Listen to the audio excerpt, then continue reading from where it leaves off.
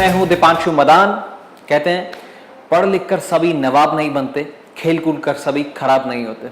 एक खिलाड़ी जो बनने तो गया था जेनेटिक इंजीनियर, बन गया क्रिकेटर। ऑस्ट्रेलिया को 2 बार तहस नहस किया, एक बार 2004 में जब ऑस्ट्रेलिया मुंबई पे टेस्ट मैच खेल रहा था, दूसरी बार जब 6 विकेट लेकर के 27 रन दिए और बिल्कुल खत्म कर दिया ऑस्ट्रेलिया की लाइनअप को। मिडिलसेक्स से वो खेले, लैंकशायर से वो खेले। जी हाँ, हम बात कर रहे हैं मुरली कार्तिक की। आज वो हमारे साथ है। मुरली, स्वागत है आपका खेल खिलाड़ी और खबर में। अगले आधे घंटे तक हम मुरली के करियर पर एम्फसाइज करेंगे, कैसी चुनौतियां आई, कितने मुश्किलें आई, उन्होंने कैसे सामना किया, इंडिया तक का सफर कैसा रहा, इंडिया के बाद जो ऑस्ट्रेलिया की बात है वो कैसे उन्होंने सफर किया।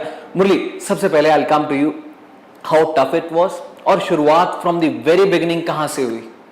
देखिए, मैं अगर जिनको पता है उनको पता है, पर बाकी दर्शकों के लिए बताना चाहूँगा। मैं चेन्नई से हूँ और पिछले 26 साल से क्रिकेट खेला है। मतलब 11-12 साल की उम्र से तमिलनाडु के लिए खेलना शुरू किया। और क्रिकेट ऐसे शुरुआत हुई क्योंकि जैसे हर किसी इंडियन नागरिक का या बच्चे का होता है गली में खेलना या अपने माँ बाप के साथ खेलना, वैसे ही मेरा भी शुरू हुआ वैसा ही। ये कहूँगा कि किस्मत अच्छी थी कि जब स्कूल में था तो स्कूल का जो कप्तान था उसने एक बार आके मुझे बोला कि मैं चाहता हूँ कि तुम आके ट्रायल्स अटेंड करो।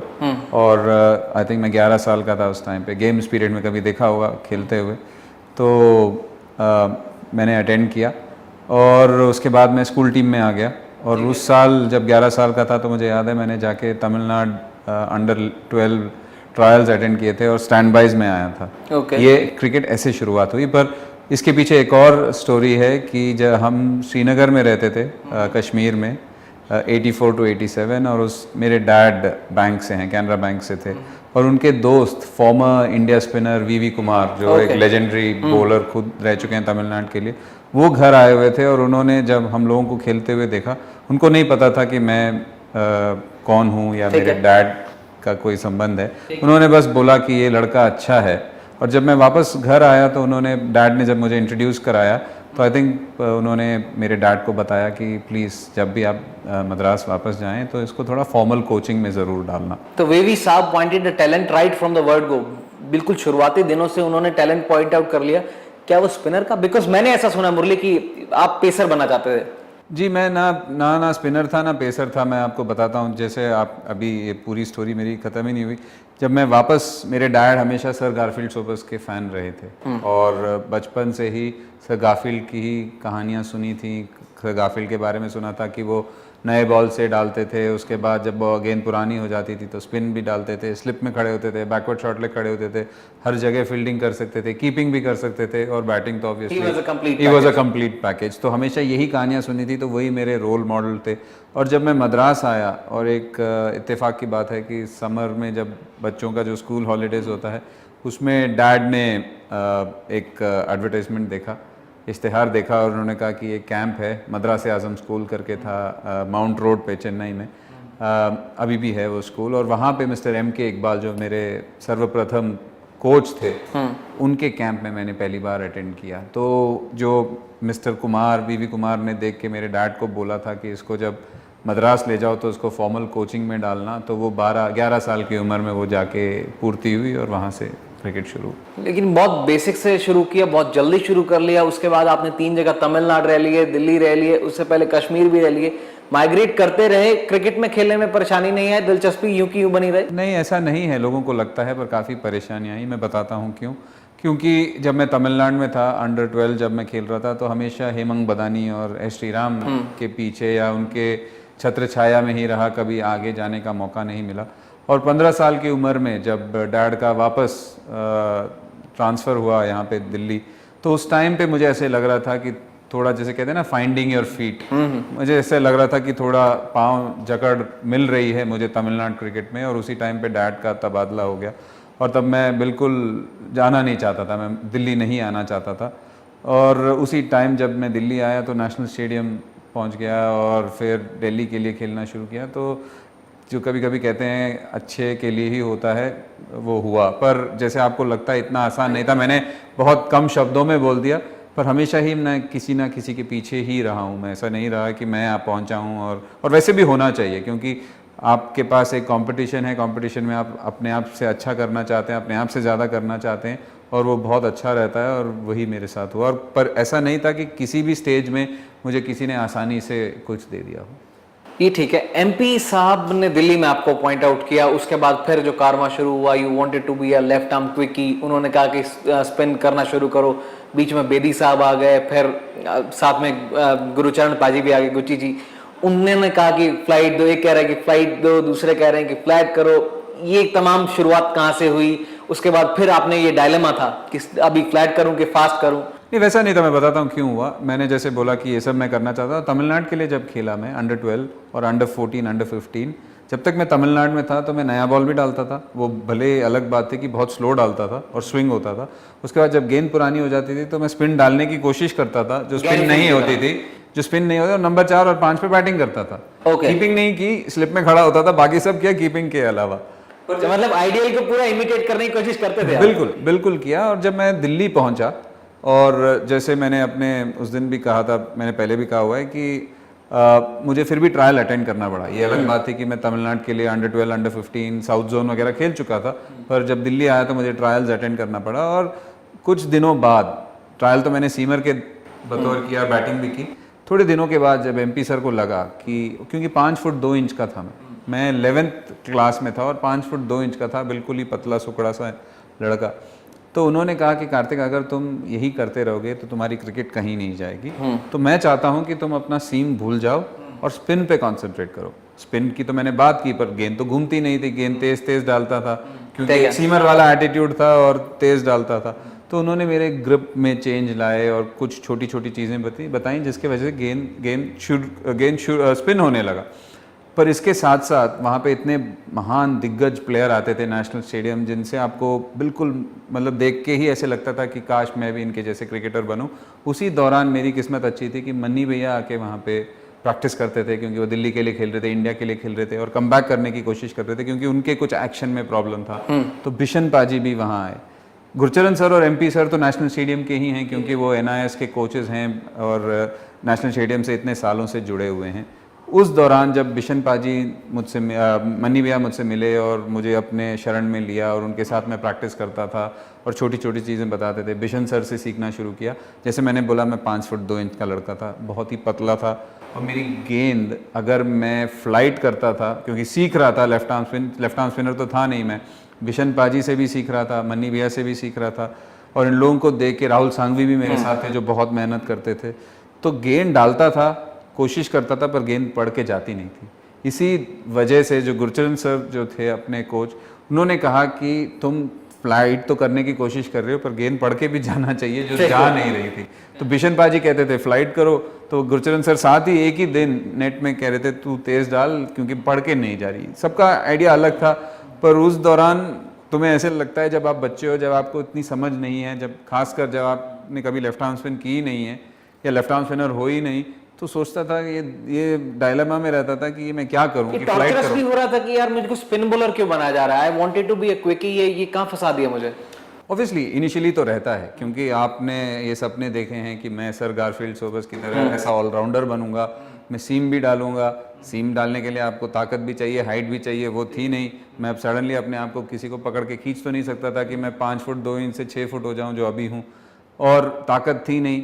तो परेशानियां या इनिशियल डायलेमाज या डाउट्स तो रहते ही हैं, आशंकाएं तो रहती ही हैं, पर फिर मानते किसकी थी कि आपको फ्लाइट करना है या फिर फ्लैट करना, किसकी लास्ट में चलती किसकी थी? नहीं, ऐसा नहीं था। मैं आई थिंक मैं थोड़ा बहुत समझदार जरूर था कि ऐसे मुझे करते थे कि वो आ गए तो उनके सामने ऐसे करो, दूसरे नहीं, मैं कभी ऐसा नहीं था। मैं ज़रूर डायलेमा दुविधा में ज़रूर था, पर ये ज़रूर मुझे ये फीलिंग था कि मुझे फ्लाइट से ही स्पिन सीखूंगा।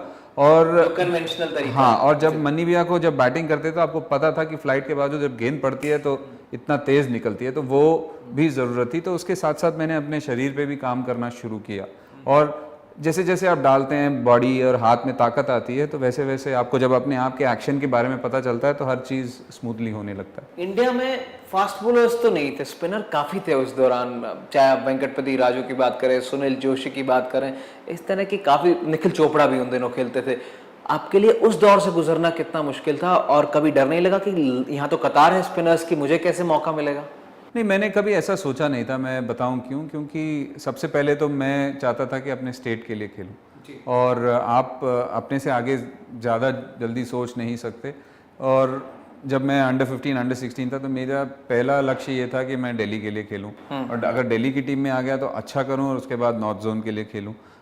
तो दिल्ली के लिए खेला, नॉर्थ जोन के लिए खेला, पर दिल्ली अंडर 19 टीम में नहीं आ पाया। तो मैंने कभी ये नहीं सोचा था, मैंने कभी सोचा नहीं था कि मैं इंडिया खेलूंगा।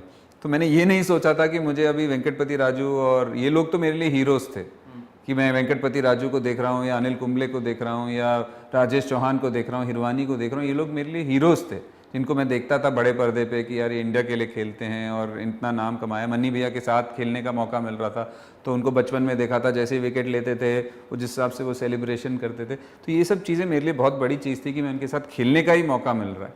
तो कभी ऐसा नहीं सोचा, पर मेरे छोटे छोटे लक्ष्य होते थे, क्योंकि मैंने जैसे पहले ही कहा, अंडर 12 से लेकर ऐसा नहीं था कि किसी ने मुझे अंडर 12 से अंडर 17 खिला दिया।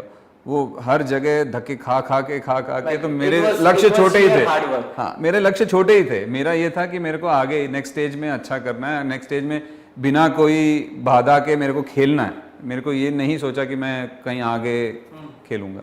चलिए एक बहुत छोटा सा ब्रेक ले लेते हैं, उसके बाद मुरली से चर्चा करेंगे कैसे इन्होंने हीरोज के साथ से सीखा। जैसे कि इन्होंने कहा कि काफी हीरोज थे, अनिल कुंबले उस समय थे, नरेंद्र हिरवानी भी थे, वेंकटपति राजू और तमाम स्पिनर्स के बीच में कितनी मुश्किलें आई। उसके बाद कैसे इंडिया तक का सफर तय किया, 96 में डेब्यू कैसे किया फर्स्ट क्लास में, और फिर T20 cricket, Lancashire, middle six, तमाम बातें जारी रहेंगी। छोटे से ब्रेक का समय हो गया, ब्रेक के बाद will be right back. Stay tuned with Geo news.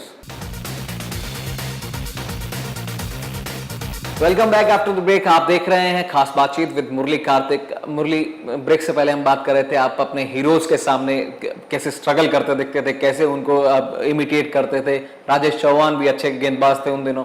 वहां से लेकर के 96 तक का आपने जब फर्स्ट क्लास डेब्यू किया, वो कितना मुश्किल था। उसके बाद तो फिर एक नई कहानी होगी, you were a different bowler all together 96 के बाद। तो नहीं, देखिए, मैं जैसे बताया आपको कि मैं नेचुरल लेफ्ट आर्म स्पिनर नहीं था, और कोशिश कर रहा था और सीख रहा था बिशन पाजी से, मनिंदर सिंह से। और मैंने आपको नाम लिया राहुल सांघवी का। राहुल सांघवी साथ में खेलते थे, साथ में प्रैक्टिस करते थे, एक ही स्कूल के थे, सीनियर थे। तो उन्होंने काफ़ी मुझे पुश किया प्रैक्टिस करने में। और जैसे मैंने कहा, अंडर 16 खेला साउथ दिल्ली से, फिर नॉर्थ जोन खेला, और उसके बाद अंडर 19 में मौका नहीं लगा।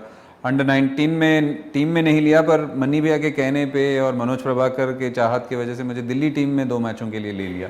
उसके बाद अंडर 19 नहीं खेला, पर रणजी ट्रॉफी टीम में आ गया, और रणजी ट्रॉफी टीम से वैसे ही बाहर हो गया था। उस टाइम पे मुझे याद है मन्नी भैया बहुत बड़ी बात कह दी कि अंडर 19 कोई लड़का नहीं खेला और वो सीधा जाकर के रणजी ट्रॉफी खेलता है। खेला नहीं, टीम में आ गया था।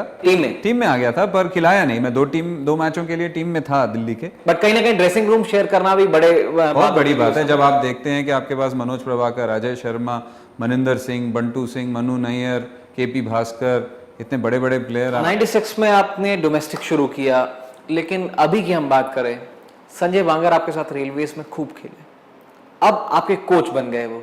जब एक साथी खिलाड़ी कोच बन जाए या फिर मेंटोर बन जाए, कितना कुछ सीखने को मिलता है, या फिर छिटाकशी चलती है कि नहीं अब आप क्या सिखाएंगे, आप तो कोच साथ बन गए, मेरे साथ में तो खेलें। नहीं, ऐसा नहीं है, क्योंकि देखिए, मैं जैसे मैंने अगर आपको बात की 26 साल से जो मैं खेल रहा हूँ, ऐसे बड़े सारे क्रिकेटर हैं जिनके साथ मैं खेला हूँ, जो बाद में मेरे सिलेक्टर बन चुके हैं। वीवी चंद्रशेखर के साथ में 6 साल खेला, जो मेरे कप्तान थे इंडिया सीमेंस में, बाद में मेरे सिलेक्टर रह चुके हैं। किरण मोरे के खिलाफ खेला हूँ, वो बाद में सिलेक्टर बन गए, नेशनल सिलेक्टर बन गए। तो ऐसे कोई फीलिंग नहीं रहती। आपके रोल आपने 3-4 बार अगर आउट कर दिया तो फिर आपका सिलेक्शन में तो भाई मुश्किल है। नहीं, ऐसा कभी भी नहीं होता। वो तो खैर, जिनको आपको रेट करना होता है वो हमेशा आपको रेट करेंगे, पर ऐसे कभी फीलिंग्स नहीं आते। आप जैसे अभी मैंने क्रिकेट छोड़ दिया है, तो अगर मैं किसी लड़के से बात करूंगा या किसी, अभी तो मैं फॉर्मर प्लेयर बन चुका हूं, तो वैसे ही सबके साथ होता है। सबके खेलने के दिन खत्म होते हैं, उसके बाद अगर आप क्रिकेट से जुड़े रहते हैं तो कहीं ना कहीं अलग रोल वो निभाते हैं। तो उस हिसाब से अगर आप खेल रहे हैं तो वो रोल को आपको रेस्पेक्ट करना चाहिए। मुरली, बहुत कम लोग जानते थे कि आपको लगातार टीम में पिक नहीं किया जाता था। बीच में कुछ डिसिप्लिनरी की बात भी आई थी कि उसकी वजह से आपको दरकिनार किया गया। वो जरा नहीं, बिल्कुल बात नहीं थी। आई थिंक वो चीज़ें क्लब हो गई थी। अगर वैसा होता, या जो आप बात कर रहे हैं, ये एनसीए की बात कर रहे हैं। एनसीए में क्या हुआ था कि 3 लोग को मतलब एक स्टेज के बाद निकल गए थे, पर तीनों अलग अलग रीज़न की वजह से निकले थे। मेरे हाथ में चोट था और मैं करीब 1 महीने से मैं प्रैक्टिस ही नहीं कर पा रहा था, क्योंकि हाथ टूटा हुआ था। तो मैं ना बॉलिंग कर सकता था ना मैं वेट्स कर सकता, क्योंकि वो इनिशियल बैच ऑफ NCA था और ये हुआ जब मैं इंडिया के लिए खेल चुका था। और उसी के बाद जब ईरानी ट्रॉफी हुई जिसमें मेरा इंडियन रिकॉर्ड है, वो 2 महीने बाद था, जबकि हरभजन और निखिल हल्दीपुर जो तीसरे प्लेयर थे वो दोनों काफ़ी टाइम तक कहीं खेले ही नहीं, क्योंकि बंगाल ने उनको हटा दिया और कुछ इश्यूज़ थे। मेरे साथ डिसिप्लिनरी इशू नहीं था, मेरे साथ ये इशू था कि मेरा हार्ट टूट गया था और मैं प्रैक्टिस नहीं कर पा रहा था। संजय मांगर के साथ आपकी बॉन्डिंग कैसी थी और आजकल वो आपको क्या सिखाते हैं? देखिए, मुझे उनको सिखाने की कोई ज़रूरत नहीं है, क्योंकि वो अब अलग हिसाब से टीम को देखते हैं। कोच का मतलब ये नहीं है कि उनको कोई टेक्निक सिखाना है, टेक्निक तो खैर पर जो टीम के जो क्या कहते हैं डायनामिक्स होते हैं वो देखना होता है जब आप कोच होते हैं। खासकर IPL में किसी को कोचिंग की ज़रूरत नहीं होती, आपको कभी कभी परम्यूटेशन कॉम्बिनेशंस और जो चीज़ें टीम के हित में हैं वो करना है, और वही वो कर रहे हैं। क्या कभी ऐसा भी हुआ क्योंकि संजय के साथ हो सकता है कि आपके कभी इश्यूज रहे हो तो आपको ज़रा बैक ऑफ किया जा रहा हो, टीम में लगातार मौके नहीं दिए, कुछ ऐसा भी? मुझे नहीं पता उसके बारे में, आप मुझसे गलत आदमी से पूछ रहे हैं। तो मैं संजय से भी ये सवाल करूंगा। बट टॉकिंग अबाउट यू, आपने डेब्यू किया जब, तो उसके बाद से कितनी मुश्किलें थी? बिकॉज अनिल कुंबले वहां पे थे, हरभजन भी थे, तीसरे स्पिनर की तो जगह बनती ही नहीं थी, बनती थी तो बहुत, अगर मुंबई जैसा ट्रैक होगा जिसमें बहुत ज्यादा टर्न हो रही है तब फिर इक्का दुक्का मैच मिलते थे। वो लम्हा कितना डिसअपॉइंटेड कर देता था आपको, या फिर घर पे आप कैसे अपसेट रहते थे कि यार ये 2 हैं, मैं कैसे आऊं टीम में? देखिए, मैं कभी अपसेट किसी चीज़ से हुआ नहीं हूँ। ये ज़रूर बात है कि आपको हमेशा सोचना पड़ता है कि आपका गेम कहाँ है और आप कहाँ पे किस मुकाम पे चल रहे हैं। तो मैं हमेशा ही काफ़ी ड्रिवन और कमिटेड रहा हूँ, इसीलिए जब भी बाहर होता था टीम से, जैसे आपने कहा तीसरे स्पिनर की जगह बनती नहीं थी, तो आप तीसरे स्पिनर के रूप में बतौर टीम में हैं पर खेलने को नहीं मिल रहा, आपने दुनिया भर ट्रैवल कर लिया टीम के साथ पर खेलने को नहीं मिल रहा, तो आपको मेंटली बहुत स्ट्रांग रहना पड़ता है। क्योंकि आपको अगर पता है कि आप इस लेवल पे बिलोंग करते हैं, इंडिया के लेवल पे बिलोंग करते हैं, और अगर आपने अच्छा किया है, जो आपको अपॉर्चुनिटीज़ मिले हैं, तो आपको पता है कि you belong to that place. और जब आपको ये फीलिंग आ जाती है तो आपको ये सब चीज़ें अपने स्ट्राइड में लेना पड़ता है कि ठीक है, आपसे जो बेहतर 2 स्पिनर हैं वो पॉसिबली खेल रहे हैं, और इसी वजह से आपसे बेहतर थे? जी बिल्कुल था, नहीं तो ऐसे नहीं होता ना कि मैं उनके आगे खेल रहा होता। कई बार ऐसा होता है कि थोड़ा सा कहीं ना कहीं सेलेक्टर्स भी नजरअंदाज कर देते हैं टैलेंटेड को, क्योंकि उनकी कुछ परसेप्शंस रहते हैं कि ये स्पिनर अच्छा नहीं है। देखिए, सबके परसेप्शंस अलग हैं। आप मुझे कह सकते हैं कि आप बहुत अच्छे स्पिनर हैं, जो 2 कैमरामैन हैं वो कह सकते हैं कि बहुत ही बेकार स्पिनर है। वो तो दुनिया की रीत है कि आपको 4 लोग लाइक करेंगे तो 40 लोग लाइक नहीं करेंगे। क्या कभी भाई भतीजावाद भी टीम में चलता? मुझे नहीं पता इन चीज़ों के बारे में, पर देखिए, सबके अपने परसेप्शंस होते हैं, तो आपको ये हमेशा याद रखना पड़ेगा कि अगर कोई सेलेक्टर है तो वो अपने व्यू पॉइंट से देखता है और अपने हिसाब से देखता है। लेकिन नेपोटिज्म का कितना हाथ होता है मुरली? आप मतलब nepotism is a word which is a very strong word, तो इसको यहाँ पे आप नहीं यूज़ कर सकते। इसमें क्रिकेट में नहीं, आपको लगता है कि वो देखिए, हर जगह होता है, मैं ये नहीं कह रहा हूँ कि नहीं होता है, पर nepotism is a very strong word. यहाँ पे मुझे नहीं लगता कि कोई ऐसे रीज़न लेके चलता है। होता है कभी कभी कि मैंने जैसे कहा कि मेरे से बहुत आगे अच्छे क्रिकेटर्स हैं जिनको खेलने का मौका नहीं मिला, तो उनको भी यही लगता होगा कि हमारे खिलाफ। चलिए, वो दिन कितना अच्छा लगा आपको जब आपने ऑस्ट्रेलिया के खिलाफ माइकल क्लार्क को आउट किया, डेमियन मार्टिन को आउट किया, और बहुत ही जल्दी जैसे लग रहा था कि India are on the verge of test match defeat, वहां से आपने मैच खींच लिया। जंबो भी थे, हरभजन भी थे, और आप कहीं से भी आपके एफर्ट को नजरअंदाज नहीं किया जा सकता, और आप मैन ऑफ द मैच भी था। कितना बड़ा दिन था आपके लिए और वो किससे किया?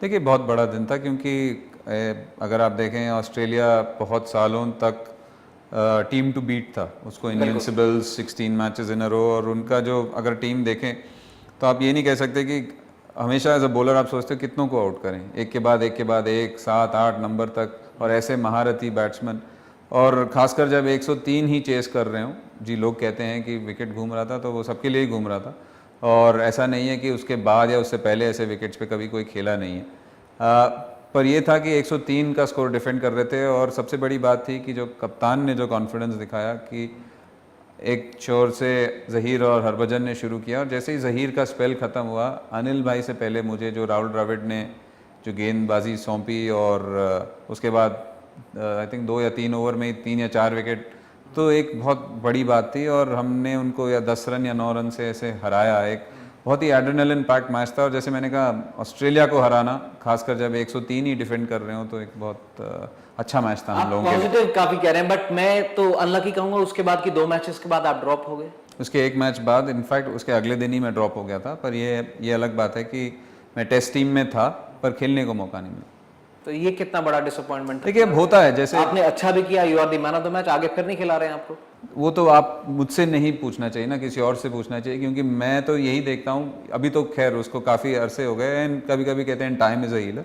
जी, डिसअपॉइंटेड ज़रूर हूँ अभी भी कि मतलब ऐसे कैसे हो सकता है। आपने जैसे कहा कि कोई ये वो नेपोटिज्म, मैं ऐसा नहीं सोचता, पर ये ज़रूर सोचता हूँ कि अगर परफॉर्मेंस ही क्राइटेरियन है और अगर आपने परफॉर्म किया है तो परफॉर्म करके आप बाहर कैसे हो सकते हैं। एक बहुत बड़ी चीज कह दी है मुरली ने कि परफॉर्मेंस ही क्राइटेरिया होना चाहिए। मुरली, इस बात पे आना चाहूंगा, परफॉर्मेंस क्राइटेरिया नहीं था, इसका मतलब तो यही हुआ क्योंकि आपने बहुत अच्छी बॉलिंग की, जी जान लगा दिया, मैच जिता दिया इंडिया को, उसके बाद भी आपको टीम से बाहर का रास्ता दिखा दिया गया। तो वही मैं कह रहा हूँ ना कि जब आपको लगता है कि ऐसे हुआ तो आप कुछ कर नहीं सकते उसके बारे में, आप जरूर सोच जरूर सकते हैं। जी, वनडे सीरीज ऑस्ट्रेलिया के खिलाफ 2007 में आपने एक तरफा मैच जिताया 6 for 27। वो कैसा दिन था? मैजिकल था। और ऊपर से जैसे मैंने कहा, मैंने पहले भी उस दिन भी कहा था और आज भी कभी कभी सोचता हूँ, तो बिल्कुल वो मेरा ही दिन था, क्योंकि उससे एक दिन पहले मेरे अंगूठे में चोट लग गई थी और बड़े सारे स्प्लिंट्स के बाद ही मैं वो मैच खेला और ऐसा लग नहीं रहा था कि मैं खेलूँगा। और सुबह मुझे याद है माही ने कहा था कि आप खेल लो क्योंकि बहुत फ़र्क पड़ेगा। एंड आई रिमेंबर जब 120 पे 1 या 2 थे और जब उसके बाद मतलब 6 विकेट खत्म ही हो गया। हाँ, एक टाइम पे तो 6 for 17 था। वो अलग बात है कि 7वें विकेट के लालच में मैंने 10 रन और खा लिए मिचेल जॉनसन से, और 2 बार हैट्रिक पे था मैं तो। और वैसा दिन, और 120 से लेके अगर ऑस्ट्रेलिया जैसी टीम को अगर आपने 170 या 180 पे निपटा दिया तो एक बहुत ही अच्छी उपलब्धि है। और ऊपर से मुझे बाद में पता चला कि वो वर्ल्ड रिकॉर्ड है in the history of one day cricket for a left arm spinner.